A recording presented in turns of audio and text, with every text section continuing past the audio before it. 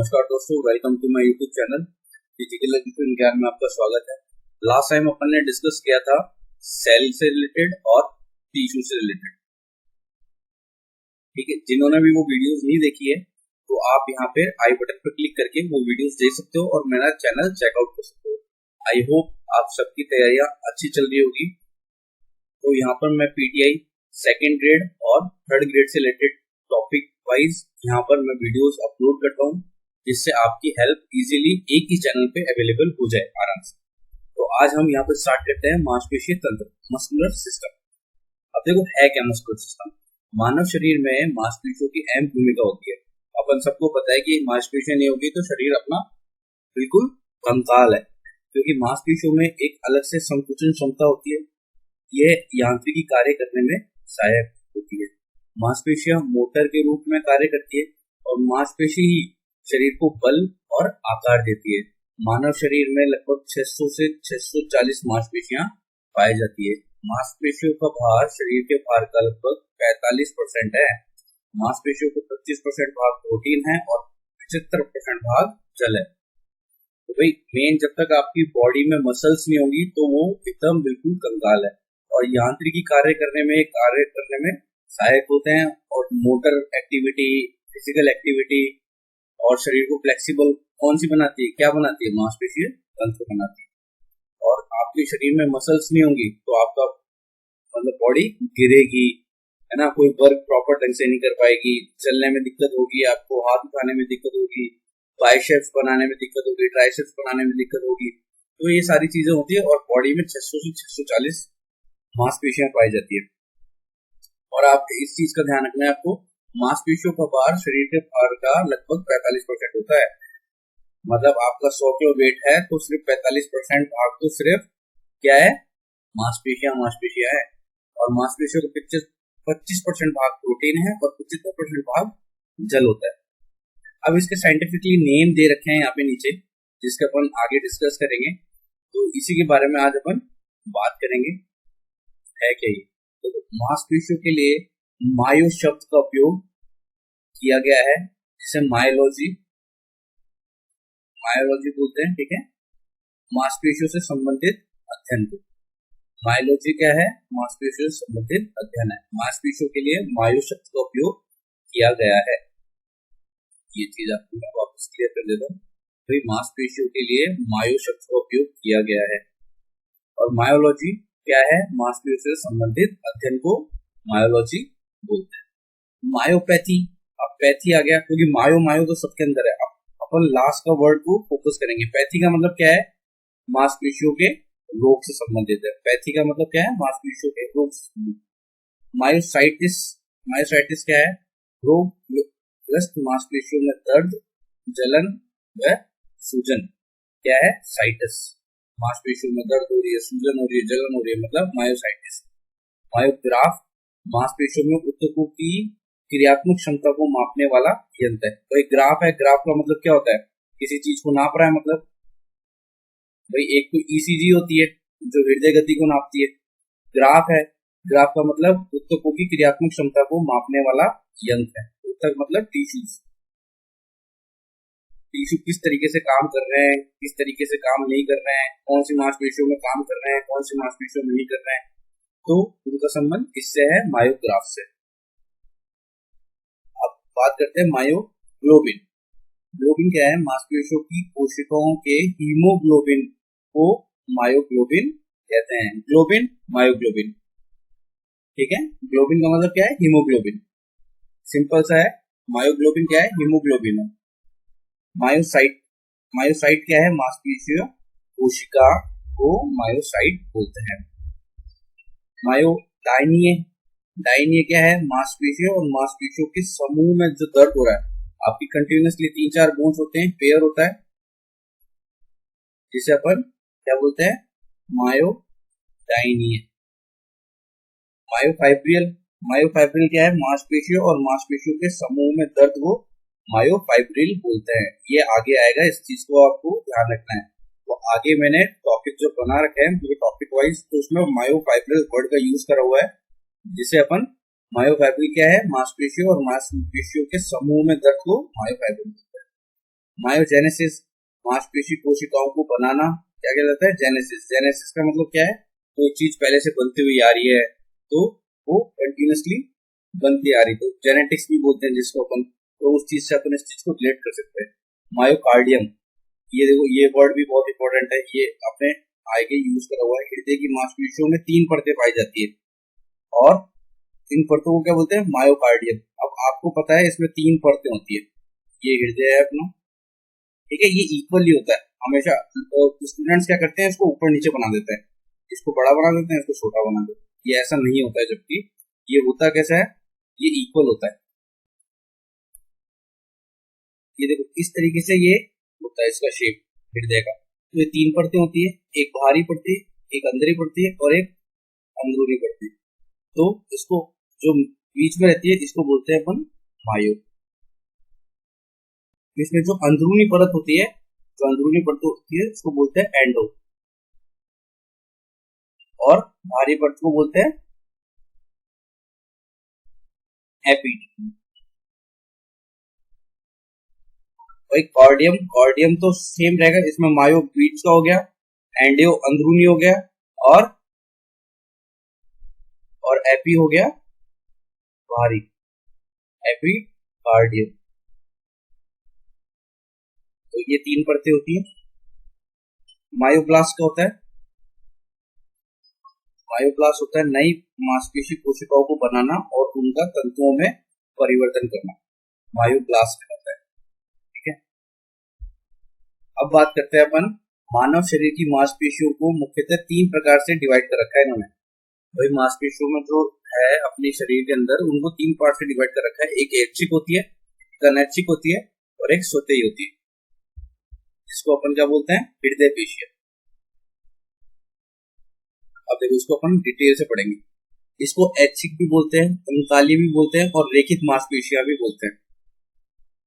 English में नाम क्या है? Voluntary muscles, skeletal muscle, striated muscles, striped muscles, thorough muscles, lifter muscles. ये नेम आपको ध्यान रखने हैं क्योंकि एग्जाम के अंदर डायरेक्ट पूछ लेता है थोरोअर मसल्स कौन सी होती है, स्ट्रेटेड मसल्स कौन सी होती है, वॉलेंट्री मसल्स कौन कौन सी होती है। तो ये चीज आपको ध्यान रखनी है, एग्जाम के अंदर डायरेक्टली अपन से पूछ लेता है, तो अपन इसके बारे में डिस्कस करेंगे। वापस देखते हैं, ऐच्छिक, कंकालीय, रेखित मांसपेशियां जिसको वॉलेंट्री, स्केलेटल, स्ट्रेटेड, स्ट्रिप्ड, थोरोअर और लिफ्टर मसल्स होते हैं। ये वे मांसपेशियां होती है जो मनुष्य की इच्छा पर कार्य करती है। भाई सपोज मैं बॉल को कितना दूर फेंक सकता हूँ, ये मेरी क्षमता पर निर्भर करता है, और ये मेरी इच्छा चाह रही है इसलिए ये हो रही है, मांसपेशियां इसलिए गति कर रही है। मेरे ना चाहने से फेंक नहीं रहा हूँ, मैं जबरदस्ती नहीं फेंक रहा हूँ, मेरी इच्छा हो रही है इसलिए मैं बॉल को थ्रो कर रहा हूँ। ठीक है, तो कहने का तात्पर्य है जब मनुष्य की इच्छा से आवेग मांसपेशियों को जैसे ही मिलता है, भाई जैसे ही संकेत मिला मेरे माइंड से मेरी बॉडी को, तो मांसपेशियों में हलचल होने लगती है, इसलिए इन मांसपेशियों को ऐच्छिक मांसपेशियां कहते हैं। सिंपल सी चीज है कि भाई मेरे दिमाग से कोई सिग्नल हुआ कि मेरे को ये चीज करनी है, मैंने हैंड टू हैंड करना स्टार्ट कर दिया, हलचल पैदा होने लग गई, तो मांसपेशियों को, इस मांसपेशियों को क्या बोलते हैं? ऐच्छिक मांसपेशियां। शरीर की गति प्रदान करने के लिए संधियों के साथ मांसपेशियां ही कार्य करती है। भाई संधियां हैं क्या? जॉइंट्स ही तो हैं,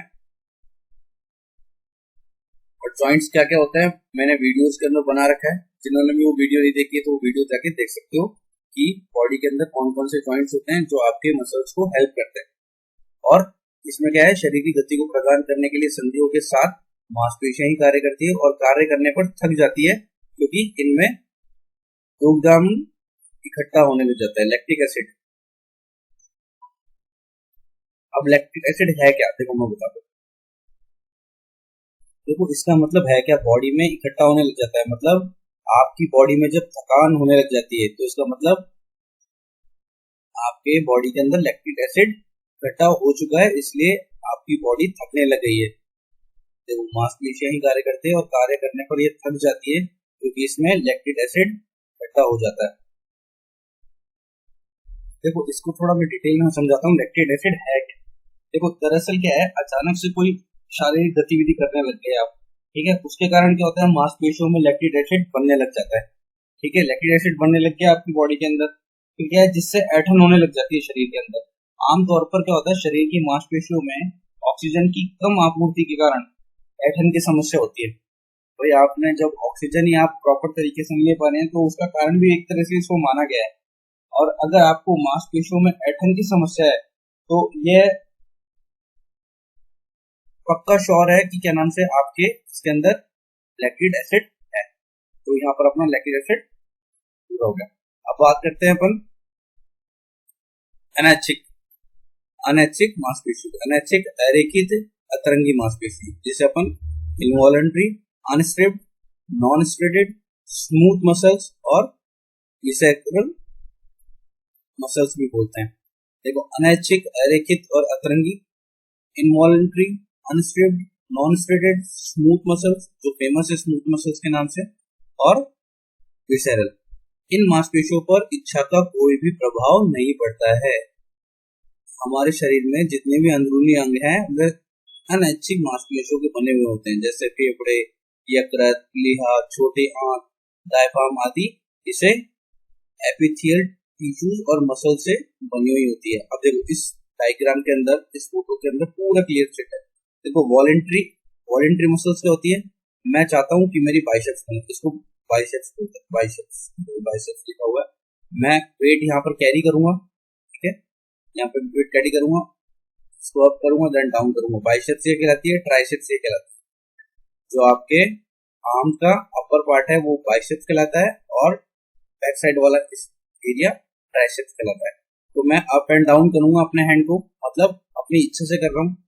इनवॉलंटरी क्या होती है, इस पर अपना कोई नियंत्रण नहीं होता है। ये अपना पेट है, इसके अंदर अपना खाना गया, अपने आप डाइजेस्ट होगा, अपने आप चलता रहेगा, स्मॉल इंटेस्टाइन में जाएगा, लार्ज इंटेस्टाइन ये दिखा रखे हैं यहाँ पे, गॉल ब्लैडर, लिवर, ये सारी इस पे ये लचीली होती है बहुत, तो इस पे स्वतः ही काम करती है। इसको कुछ आदेश देने या संकेत देने की जरूरत नहीं है अपन को।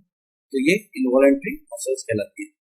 आई होप ये क्लियर हो गया होगा आपके माइंड में। अब देखो हृदय पेशी क्या है, कार्डिक मसल्स, ये दोनों तरह की होती है। इसको अपन देखो ये पेशियां आंतरिक अंग का निर्माण करती है। एक मिनट, देखो ये चीज यहाँ पर गलत है, ये मृदा नहीं है, हृदय है। ये पेशियां आंतरिक अंग हृदय का निर्माण करती है और हृदय वो चारों तरफ से घेर लगती है। इन मांसपेशियों की संरचना मांसपेशियों की तरह होती है, ये धारीदार होती है, किंतु इनका कार्य अनैच्छिक होता है।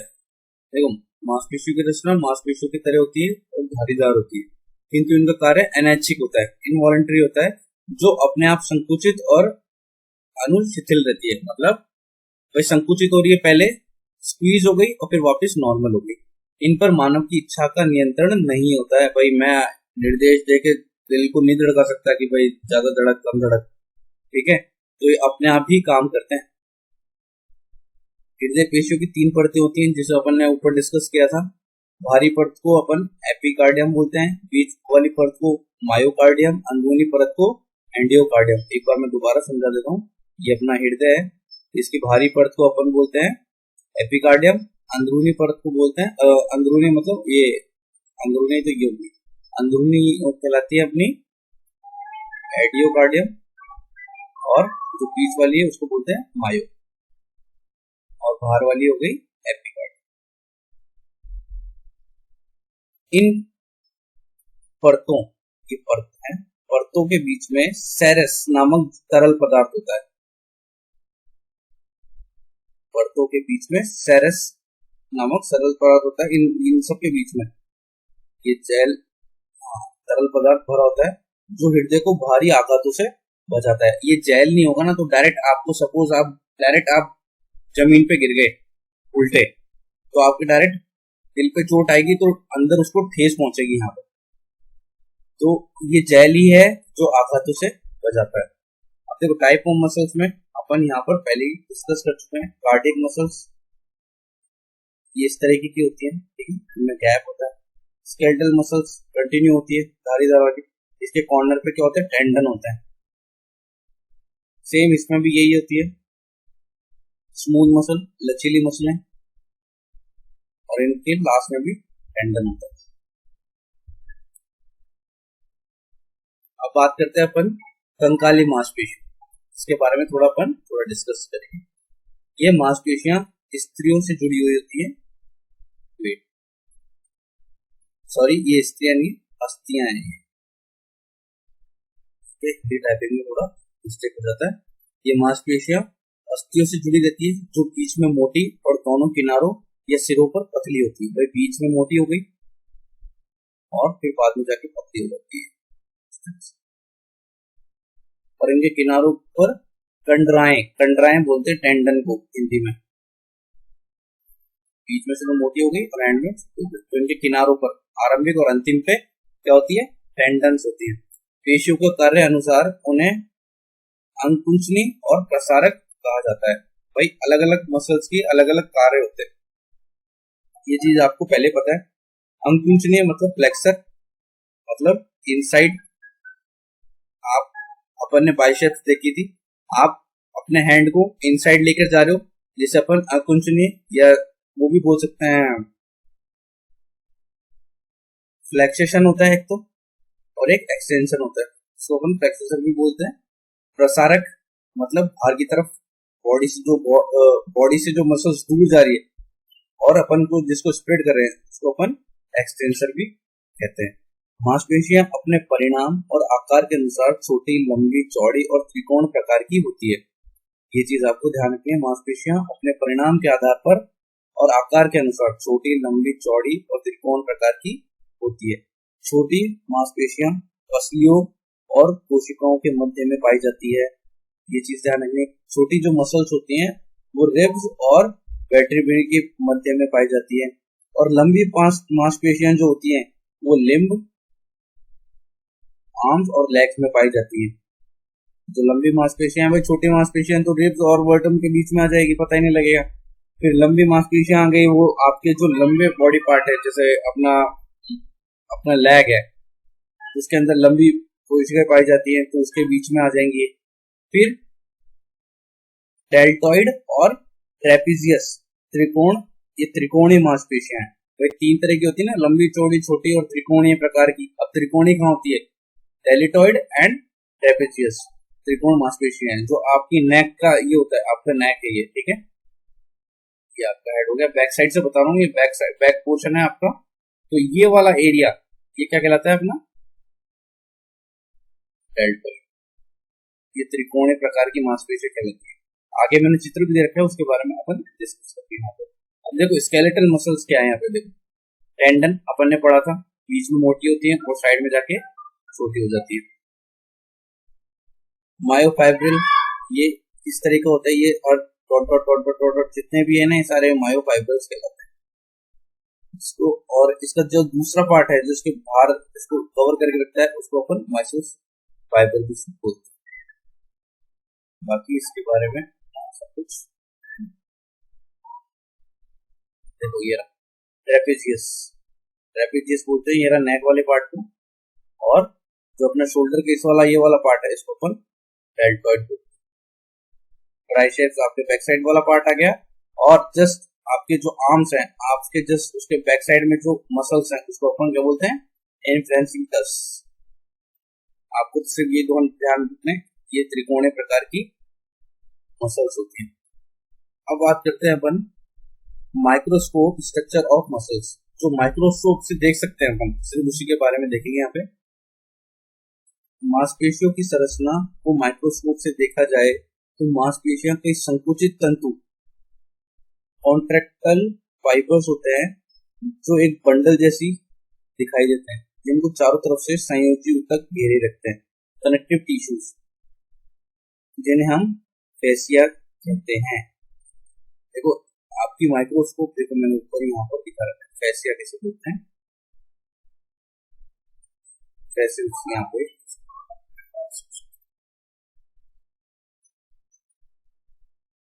तो यहाँ पर अपन क्लियरली देखेंगे फेसिल्स है क्या।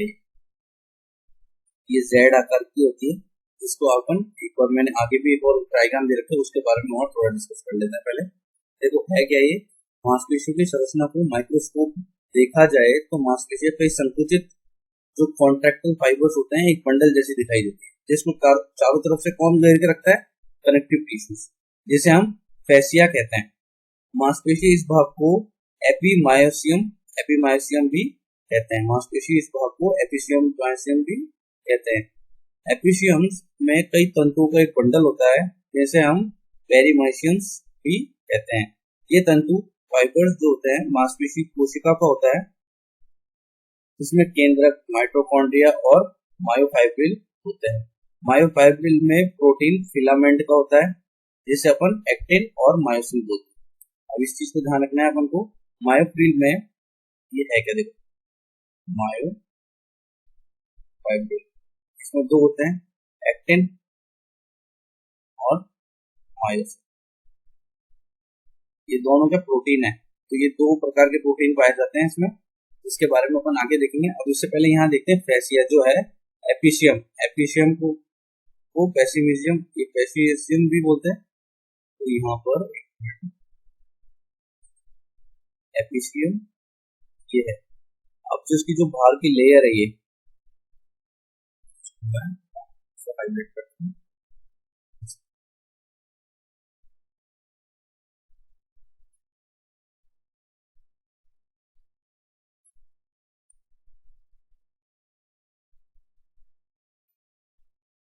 ये जो दिख रहा है जो भारी होती है, इसको अपन को बोलते हैं एपिसियम। इसी के बारे में यहाँ पे बताया हुआ है। एपिसियम क्या है, मांसपेशियों के इस भाग को एपिसियम कहते हैं। और एपिसियम में कई तंतुओं के बंडल होते हैं, बंडल ऑफ फाइबर्स होते हैं, जिसे अपन पेरिमिजियम्स भी कहते हैं। तंतु मांसपेशी कोशिका को बना होता है, जिसके केंद्रक माइटोकॉन्ड्रिया, मायोफाइब्रिल्स होते हैं। और मायोफाइब्रिल्स दो प्रकार के प्रोटीन पाए जाते हैं, जिसमें एक्टिन और मायोसिन होता है।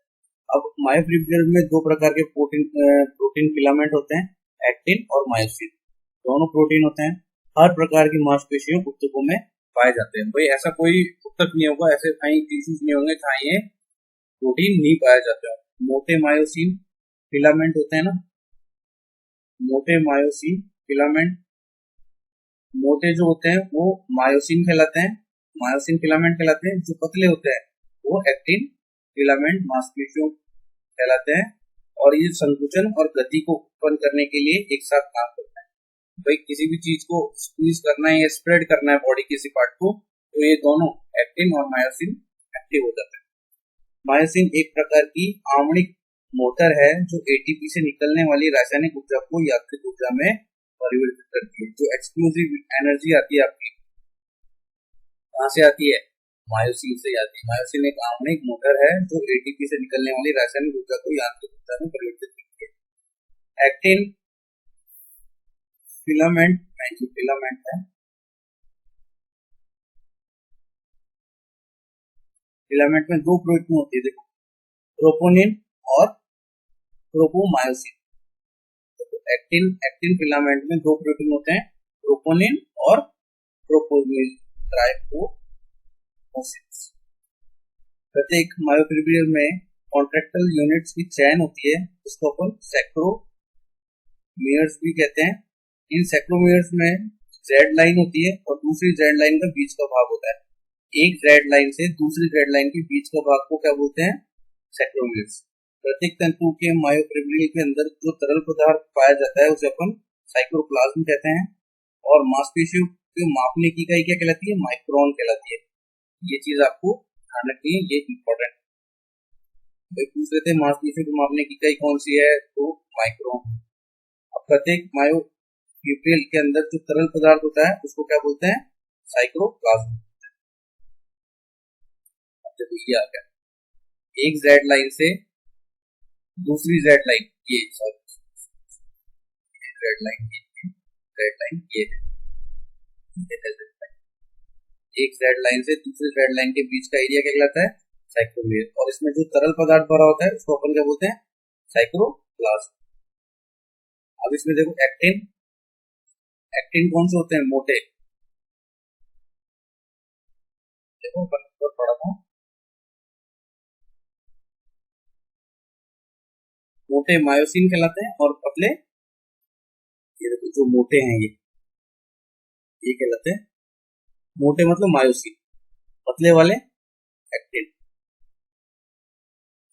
और पूरा ये है, इसको पूरे पार्ट को क्या बोलते हैं अपन, मायोफाइब्रिल बोलते हैं। ठीक है, इसको अपन एम लाइन भी बोलते हैं, इसको एम लाइन भी बोलते हैं, क्योंकि मीडिएटर लाइन होती है ना जो बीच में पाई जाती है, इसको अपन सेकेंडरी बोलते हैं। अब देखते हैं मानव शरीर की मांसपेशियों में दो प्रकार के पाए जाते हैं, पहला रेड मसल फाइबर और दूसरा white muscle fibre. Red muscle fibres को अपन टाइप 1 भी बोलते हैं, डायरेक्ट ये भी पूछ सकता है टाइप 1 क्या है। दूसरा पूछ लेते हैं slow switch fibre, Twitch fibre, Twitch है ये, स्विच नहीं ट्विच फाइबर है। ये क्या करता है, to help you stand and hold your posture for a long period of time. Example sitting up, standing, walking, slow jogging, running, marathon, biking, swimming, laps and rowing. भाई ऐसी जो muscles जो आपको इंड्योरेंस में काम आती है, तो इंड्योरेंस मसल्स भी बोल सकते हैं, ठीक है। तो आपको ये ध्यान रखना है, रेड मसल फाइबर टाइप 1 और स्लो स्विच फाइबर जो अपने मैराथन में कौन सी चीज होती है जो आपको विनर करवा सकती है, वो है एंड्योरेंस। तो एंड्योरेंस कब होगा, जब आपकी बॉडी के अंदर रेड मसल्स फाइबर्स होंगे और आपको इस चीज के अंदर हेल्प करेंगे। व्हाइट मसल्स क्या है, जस्ट इसके अगेंस्ट, जो स्प्रिंट में काम आते हैं directly, the muscles in your eyelids that's help you blink, मतलब आपकी आईज ब्लिंक कर रही है बार बार, तो इसके अंदर क्या ये क्विक मूवमेंट हो रहा है, इसके अंदर क्या है व्हाइट मसल्स फाइबर्स हैं, टाइप 2 है और फास्ट ट्विच फाइबर्स है। All the fast Twitch fibres जितने भी है ये सारी इस चीज के अंदर आते हैं। Examples including sprints, burpee and quick lateral movements. इस डायग्राम से पूरा क्लियर हो जाएगा आपको। स्लो ट्विच फाइबर्स क्या है, ये रेड,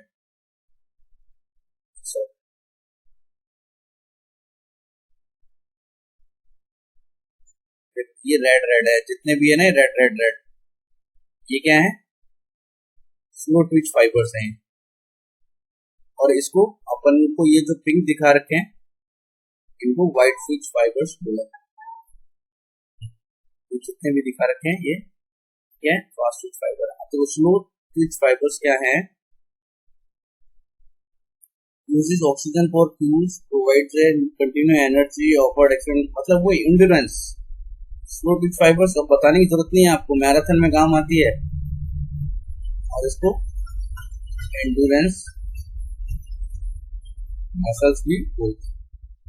फास्ट ट्विच फाइबर क्या है, स्प्रिंट, और कुछ पढ़ने की जरूरत है ही नहीं, सिंपल सी बात है। स्लो का मतलब स्लो रन करते हुए अपन को कंट्री क्रॉस करनी है। स्प्रिंट का मतलब 100 मीटर रेस, 200, तो ये चीजें क्या आ गई अपने फास्ट ट्विच फाइबर्स में। नेक्स्ट वीडियो में अपन बात करेंगे स्ट्रक्चर क्लासिफिकेशन ऑफ मसल्स के बारे में, ठीक है। आपको मेरा वीडियो अच्छा लगा हो तो मेरे को सपोर्ट करें, लाइक करें और अपने फ्रेंड्स के साथ शेयर करें। मैं आपसे एक बात शेयर करना चाहूंगा कि अपन जो भी नोट्स बना रहे हो, आप चाहे से मेरे वीडियो से पढ़ रहे हो या कोई सी भी वीडियो से पढ़ रहे हो, तो मैं आपको एक बात सजेस्ट करूंगा कि आप रिवीजन कंटिन्यू डेली करें। आज सपोज आपने एक पेज पढ़ा है तो आपको उसको रिवाइज करने में इवनिंग में 5 मिनट्स, ठीक है। नेक्स्ट डे आपने सपोज 3 पेजेस हो गए, तो आपको ये प्लस ये दोनों दिन का आपको करना है, उसमें भी मुश्किल से आपको 10 मिनट्स लगेंगे। फिर आपने सपोज 4 पेजेस कर लिए, ठीक है, 4 पेजेस पढ़ लिए, अपने कोई भी रिवीजन कर रहे हो 4 पेजेस हो गए आपके, तो आपको 15 डेज करने और फिर तीनों दिन का रिवीजन करना है। फिर नेक्स्ट डे आपको 20 मिनट्स का, फिर नेक्स्ट डे अपन को 25 मिनट्स। ये अपन को मैक्सिमम यही करना है अपन को डेली। जैसे ही अपना नेक्स्ट डे आएगा तो आपको 30 मिनट्स में क्या हो जाएगा, नेक्स्ट फर्स्ट जो डे किया था अपन को उसको स्किप करते हुए चलना, ठीक है। फिर नेक्स्ट डे ये एक एक दिन ये स्किप करते हुए चलेंगे और आगे बढ़ते रहेंगे। तो एटलीस्ट जब ये होगा तो एटलीस्ट 6 to 7 टाइम्स ये रिपीट हो चुका होगा। जब भी आप किसी चीज को रिपीट करेंगे तो लगभग ये इस प्रोसेस से आप हर चीज को 6 से 7 बार पढ़ लेंगे आराम से, और 6 से 7 बार पढ़ने के बाद आपको किसी चीज को रटने की जरूरत नहीं है, दिमाग में बैठ जाएगी आप। और फिर एंड में जब आपको लगता है कि हाँ हम कुछ भूल रहे हैं, तो वापस उसी चीज को एक बार पूरा रिवाइज मार दिया आपने मंथ के एंड में, और जितना भी पढ़ा था सारी चीजें ठीक करी, चेक करी, हाँ याद है, चलो तो अपना मेरा कहने का मकसद यही है कि रिवीजन करोगे तो आप इजीली पेपर क्रैक कर दोगे, तो इसी का बाप आपको नहीं रोक सकता। आप 100% पेपर क्रैक कर दोगे और अच्छे मार्क्स से करोगे तो डेफिनेटली आपकी जो प्रायोरिटी है, जो आप सिटी चाहते हो, उसके अंदर आपकी रिक्रूटमेंट हो जाएगी। तो अपन मिलते हैं नेक्स्ट वीडियो में, जब तक के लिए मुझे इजाजत दें, धन्यवाद।